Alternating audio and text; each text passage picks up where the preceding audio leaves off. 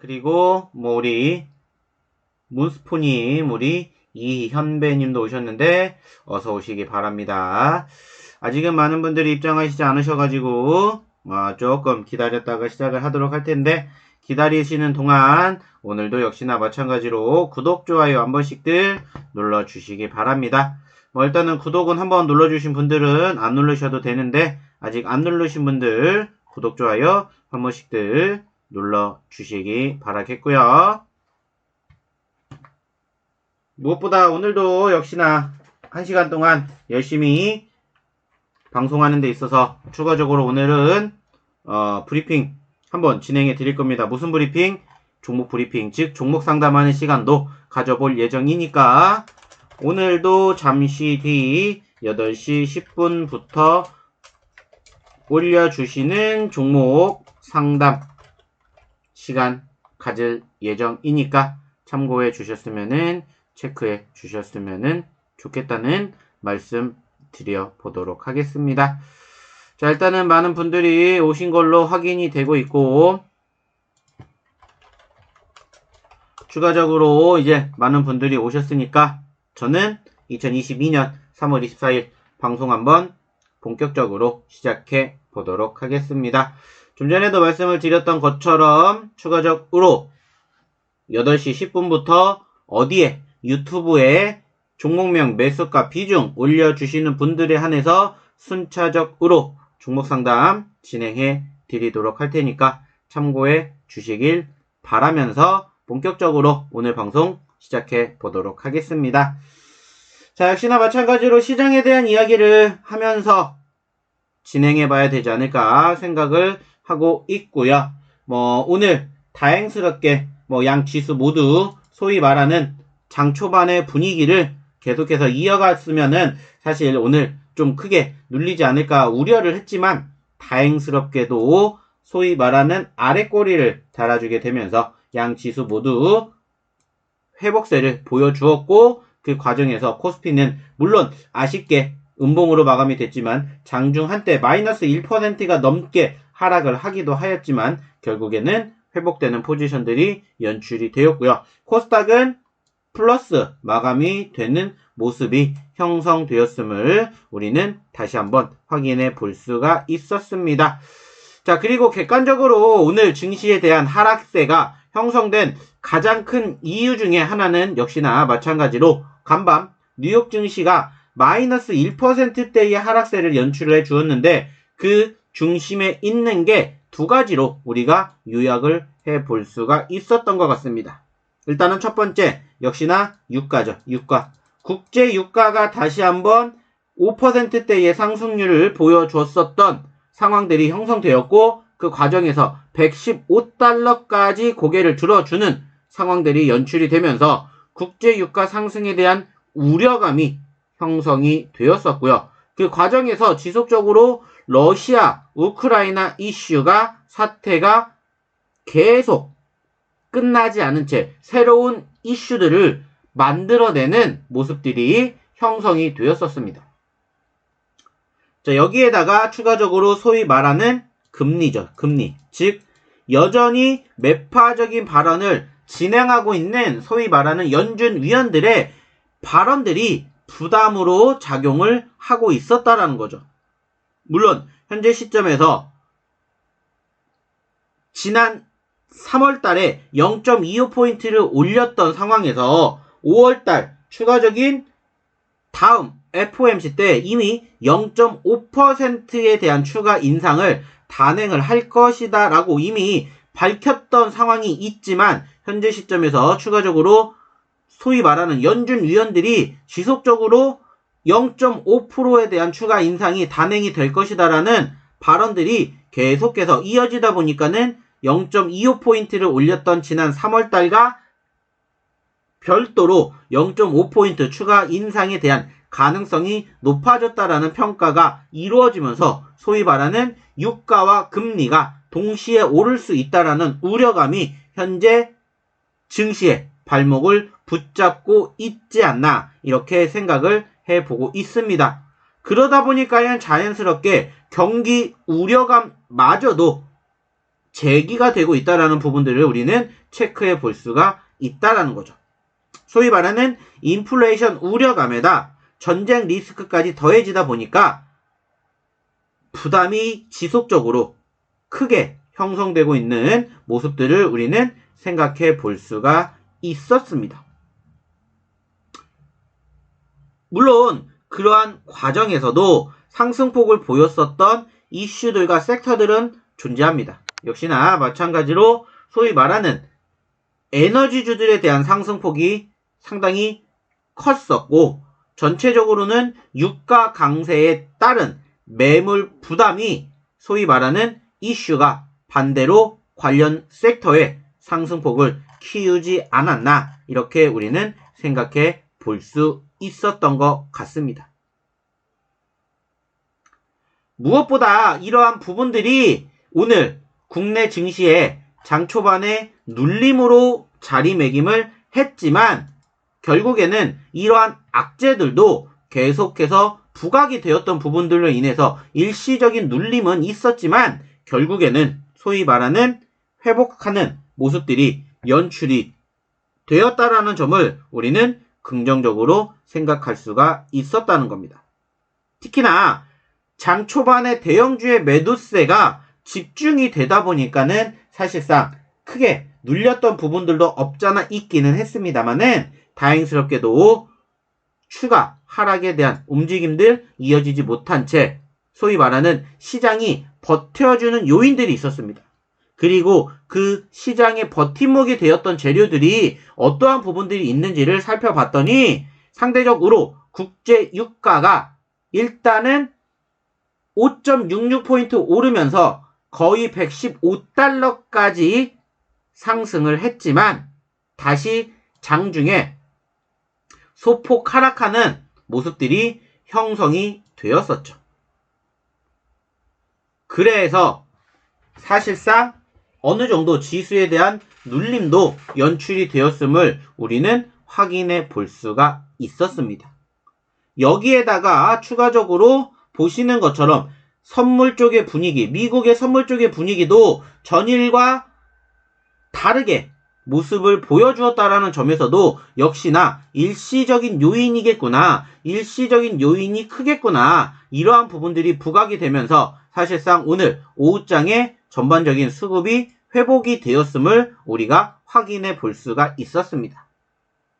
여기에다가 무엇보다 가장 증시의 상승을 견인했었던 이슈라면은 현재 시점에서는 소위 말하는 미국이 중국 제품 약 352개 품목에 대한 관세 면제를 부활하겠다라고 밝히게 되면서 소위 말하는 미중 무역 갈등이 완화가 될 것이다라는 분석이 나오게 되면서 사실 증시의 회복세가 연출이 되었죠.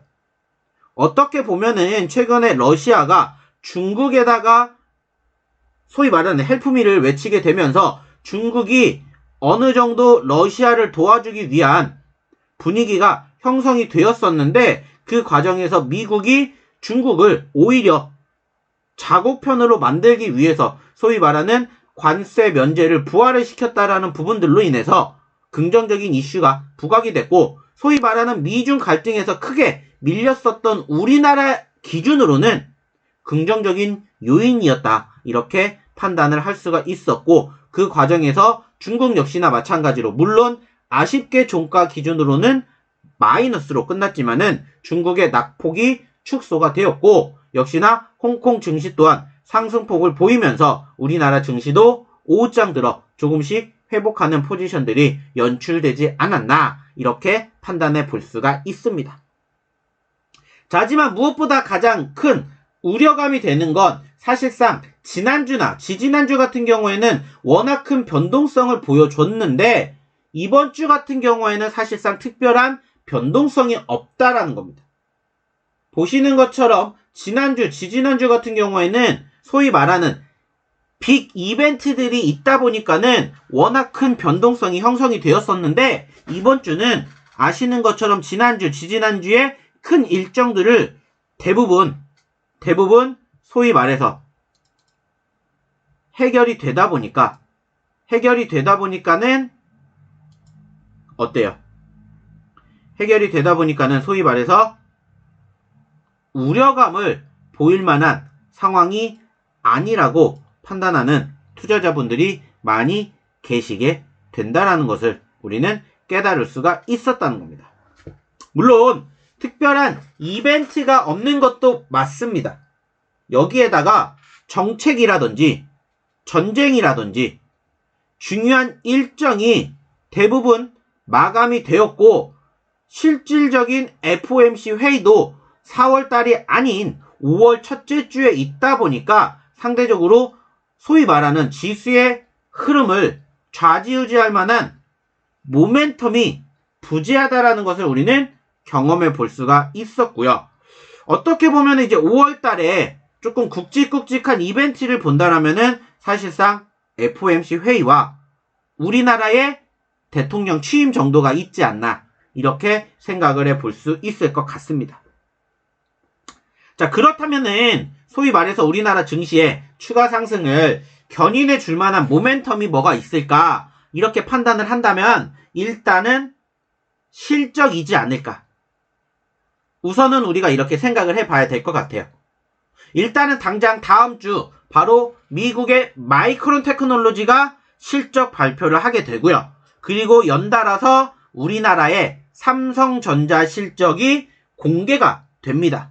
물론 잠정 실적이지만 어느 정도 실적이 공개가 되게 됨으로써 소위 말하는 2022년도의 향방을 우리가 확인해 볼 수 있는, 체크해 볼 수 있는 상황이 연출이 되는 부분들을 우리는 알 수가 있다는 거예요.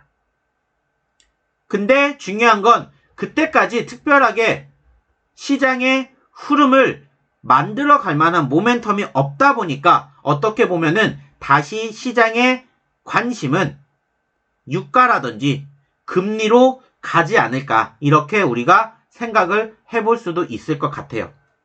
그러다 보니까 소위 말하는 유가 그리고 금리 그리고 우리나라의 환율까지 이 세 가지가 어느 정도 진정이 되는지가 무엇보다 중요하지 않을까 이렇게 판단을 할 수 있을 것 같습니다.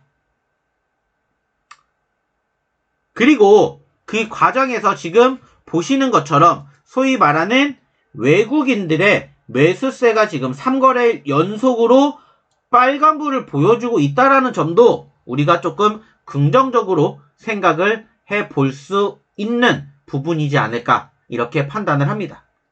물론 상대적으로 소위 말하는 대형주들에 대한 매도세가 피력이 되고 있기는 합니다만은 뭐가 형성이 되면서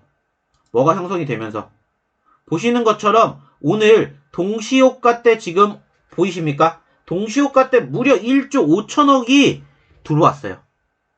1조 5천억 원이 들어왔다는 거예요. 오늘 6시 3분까지만 해도 마이너스 5천억이었던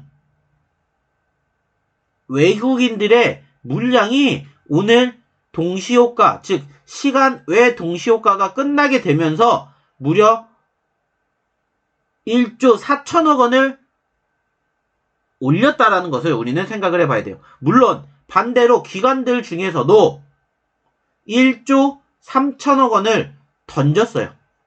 특히나 그 중에서도 누가 던졌는지를 체크해 보게 된다라면은 일단은 오늘 추가적으로 은행 쪽에서 물량을 던지게 되는 상황들이 연출이 되었는데 이 부분들을 소위 말하는 외국인들이 받아먹게 되면서 여기에 대한 향방도 우리가 주목해 볼 필요가 있지 않을까 생각을 한다라는 거죠. 그렇기 때문에 현재 시점에서 최근에 좀 전에도 보셨던 것처럼 오늘 동시호가가 되기 전까지는 거의 5천억 원 가까운 매도가 사실상 어떻게 보면 삼성전자의 오늘 블록딜 관련된 이슈가 부각이 되면서 매물이 쏟아져 나왔다라고 판단을 하게 된다면 이러한 부분들이 일시적인 흐름일지 아니면은 말 그대로 연속적인 눌림이 될지 중요한 키포인트가 될 거라고 생각을 해요. 그래서 만약에 이러한 부분들이 일시적이었다라면은 소위 말하는 코스피의 2750포인트 돌파도 이제는 시간 문제이지 않을까. 그리고 빠르면 3월달 안에 2800포인트까지도 올라와 주지 않을까. 다음 주 아직 일주일이 남았지만은 2800포인트까지도 올라와 주지 않을까. 우리가 이렇게 내심 기대해 볼 수도 있다라고 저는 생각을 합니다. 마찬가지로 코스닥도 950포인트 뿐만이 아니라 970포인트 그리고 980포인트, 90포인트를 돌파하면서 소위 말하는 1000포인트 돌파도 시간 문제이지 않을까. 이렇게 저는 생각을 해보셨으면은, 판단을 해보셨으면은 좋겠다는 말씀을 드리고자 한다는 거죠. 그렇기 때문에 현재 시점에서, 현재 관점에서 늘 말씀을 드리는 것은 결국에는 한 가지입니다. 결국엔 한 가지. 그게 뭐다? 소위 말하는 전체적인, 전반적인 수급의 흐름이 아직은 우리가 원하는 그림을 그려주기 위해서는 소위 말하는 이 박스권을 돌파해주는 포지션들이 연출이 돼야 되겠지만은 일단은 추세에 대한 흐름은 긍정적이다라고 판단이 들기 때문에 기대감을 가지고 지켜보셔도 늦지 않다라는 말씀을 드려보고 싶다는 겁니다. 여기에다가 추가적으로 바라보게 되었을 때 상대적인 분위기 역시나 마찬가지로 회복되는 올라가는 움직임들을 우리는 바라보고 있기 때문에 거기에 대한 기대감, 긍정적인 시그널만 생각해 보셨으면은, 지켜보셨으면은 좋겠다는 말씀을 드려보고자 한다는 겁니다. 그렇기 때문에 결국에는 소위 말하는 우리가 급등하는 종목군들, 아시는 것처럼 이번 주 계속해서 급등세를 보였던 섹터, 오늘 급등세를 보였던 섹터, 이러한 종목군들이 아니더라도 충분히 우리가 수익을 낼 수 있지 않을까 라는 말씀을 저는 드려보고자 한다는 겁니다. 결국에 중요한 건 현재 시점에서 지수가 회복이 될 것이다, 회복이 될 수 있을 것이다 라는 이러한 전제 조건과 함께 반등폭을 키우는 과정에서 종목군들도 역시나 소위 말하는 바닥권에 있는, 지수의 바닥권에 있는 것처럼 종목군들도 바닥권에 있는 종목군들을 제대로만 잘 공략을 한다면은 얼마든지 좋은 결과물을 만들어낼 수 있지 않을까, 이렇게 저는 생각을 하고 있고 이렇게 말씀을 드리고자 한다는 겁니다. 그래서 늘상 항상 매번 말씀을 드리지만, 물론 오늘 좀 전에도 보셨던 것처럼, 좀 전에도 이야기를 드렸던 것처럼 소위 말하는 상승하고 있는 종목군들, 상승하고 있는 섹터의 종목군들이 좋은 것도 분명해요. 맞습니다. 하지만 소위 말해서 우리가 이러한 종목군들을 남들이 안 보는 자리에서 올라가기 전에 매집을 했다라면은 얼마나 좋았을까 라는 생각을 저는 항상 해보고자 한다는 거죠. 그리고 소위 말해서 상한가를 기록을 할지언정 내가 매집을 하는 시점은 사실상 이런 데가 될 거라는 거예요. 이런 데에서 매집을 안 할 거면은 차라리 이러한 종목군들, 수급이 있는 종목군들을 공략을 해도 충분히 늦지 않다라고 저는 말씀을 드리고자 한다는 거죠. 그리고 늘상 매번 말씀을 드리지만 어차피 우리가 매집을 해서 수익을 챙길 수 있는 종목군들은 물론 올라가는 종목군들, 상승하고 있는 종목군들도 좋지만 아직 상승하지 않은 종목군들 혹은 상승했다가 눌리는 종목군들을 공략을 하셔도 저는 충분히 수익을 낼 수도 있지 않을까, 이렇게 설명을 드리고 싶고요. 말씀을 드리고 싶다는 겁니다. 결국에 중요한 건 내가 주식을 하는 궁극적인 이유는 한 가지라는 거예요. 그리고 그 이유는 뭡니까? 수익이고, 수익을 내기 위해선 결국에는 수익 낼 종목을 내가 공략을 하면 된다는 거예요. 근데 중요한 건, 문제는 올라간 종목군들이 좋아 보이니까 그러한 종목군들을 소위 말해서 매집을 하신다라는 거예요. 매번 말씀을 드리잖아요. 매집을 하는 게 나쁘다라는 게 아니라 잘못됐다라는 게 아니라 고점권에서 즉 불타기, 달리는 말에 올라타기, 뇌동매매 하셔도 된다라는 거예요. 다만 소위 말하는